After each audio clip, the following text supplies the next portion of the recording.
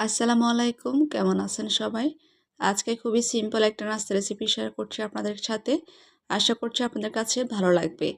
এটা কিন্তু আপনারা হয়তো অনেকেই ট্রাই করেছেন, আবার হয়তো অনেকে একেবারেই করেননি। তো যারা করেননি তারা একবার হলেও ট্রাই করবেন, এটা খেতে ভীষণ মজা। সেজন্য এখানে পেঁয়াজ কুচি, কাঁচামরিচ কুচি, ধনিয়া পাতা কুচি, আদা রসুন বাটা, গরম মশলা গুঁড়া, জিরে বাটা, স্বাদমতো লবণ, একটা ডিম দিয়েছি আর বেকিং সোডা দিয়েছি। এখন সবগুলোকে ভালোভাবে কষলে নিচ্ছি। এই পর্যায়ে এখানে দিচ্ছি আমি সুজি, তবে সুজির পরিমাণটা খুব বেশি দেওয়া যাবে না, মোটামুটি দিতে হবে, কারণ খুব বেশি দিলে এটা শক্ত হয়ে যাবে আর পিঠাটা খেতে ভালো লাগবে না। আমি এখানে সুজি অল্প অল্প করে দুবারে নিয়েছি। সুজিগুলো মেখে নেওয়ার পরে এখন এখানে আমি কর্নফ্লাওয়ার দিচ্ছি, যাতে করে বাইন্ডিংটা ভালো হয়।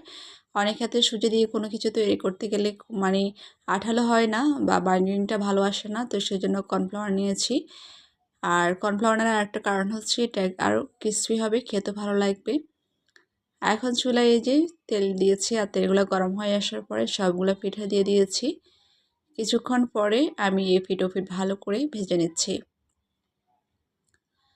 এই পিঠাগুলো কিন্তু সসের সাথে খেতে অনেক বেশি মজা হয়, আর এটা যেহেতু ঝাল নাস্তা, এটা সবার অনেক বেশি পছন্দ। আপনারা যারা খাননি একবারও, তারা অবশ্যই একবারও ট্রাই করবেন, দেখবেন এটা অনেক বেশি মজা হয়। ঝাল পাকোড়া তো এমনিতে আমরা ট্রাই করি বা আমরা অনেকে তৈরি করি, বিশেষ করে আটা, ময়দা এগুলো দিয়ে, কিন্তু সুজি দিয়ে যেটা তৈরি করা হয় সেটা অনেক বেশি মজা হয়। সবগুলো পিঠা হয়ে গেছে, একটা ভেঙে আমি আপনাদেরকে দেখিয়ে দিচ্ছি। আর দেখতে পাচ্ছেন এটা কতটা সুন্দর হয়েছে, খেতেও কিন্তু আলহামদুলিল্লাহ অনেক ভালো হয়েছে। তো ভিডিওটা আপনাদের কাছে কেমন লেগেছে আপনারা অবশ্যই কমেন্ট করে জানাবেন। যদি ভালো লাগে তাহলে সাপোর্ট করে সবাই পাশে থাকবেন। দেখা হবে আবারও নতুন কোনো ভিডিও নিয়ে। সে পর্যন্ত সবার জন্য অনেক অনেক দোয়া ও শুভকামনা। আল্লাহ হাফেজ।